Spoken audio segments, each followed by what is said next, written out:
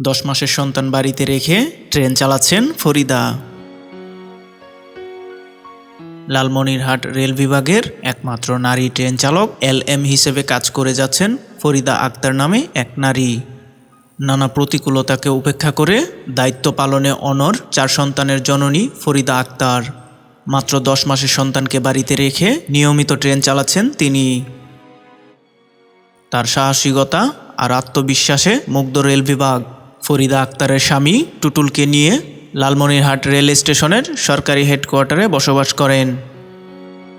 তাদের 2 মেয়ে ও 2 ছেলে, বাড়ি দিনাজপুর জেলায়।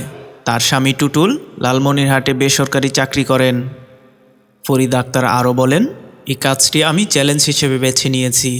আমার ছোট থেকেই ইচ্ছে ছিল চ্যালেঞ্জিং পেশায় যাব। 2014 সালে ট্রেন চালক হিসেবে রেল বিভাগে যুক্ত হই। পরিবার যদি সাপোর্ট না করে তাহলে আপনি এ পেশায় আসতে পারবেন না। পাশাপাশি একজন পুরুষ ট্রেন চালকেরও সাপোর্ট প্রয়োজন আছে। একজন নারী ট্রেন চালক হিসেবে সমাজে কে কী বলল আমি সেটা ভাবি না। তিনি বলেন, আমার 2 মেয়ে ও 2 ছেলে। সবচেয়ে ছোট 10 মাসের মেয়েকে রেখে আমি ট্রেন চালাতে আসি। কাজে বের হলেও তারা কোনোদিন আমাকে বিরক্ত করেনি। লালমনিরহাট রেল স্টেশনে নতুন অধ্যায়নের সূচনা করেছে ফরিদা আক্তার। 4 সন্তানের মা হয়েও তিনি বেছে নিয়েছেন ট্রেন চালানোর মতো চ্যালেঞ্জিং পেশা। শুরুর দিকে একটু ভয় পেলেও স্টেশন থেকে স্টেশনে ছুটে চলার এই কাজটিকে ভালোবেসে ফেলেছেন ফরিদা। 2014 সালে চাকরিতে যোগ দিয়ে এরপর 10 বছরের বেশি সময় অতিক্রম করে ফেলেছেন এই নারী।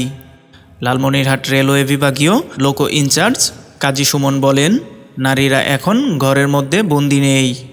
তারা সমাজের অর্থনৈতিক ও সামাজিক উন্নয়নে ভূমিকা রাখছে। নারী চালকদের কাজে কোনো গাফিলতি নেই। ফরিদার মতো নারীরা দেখিয়ে দিচ্ছেন কোনো পেশা নারীদের জন্য অসম্ভব নয়।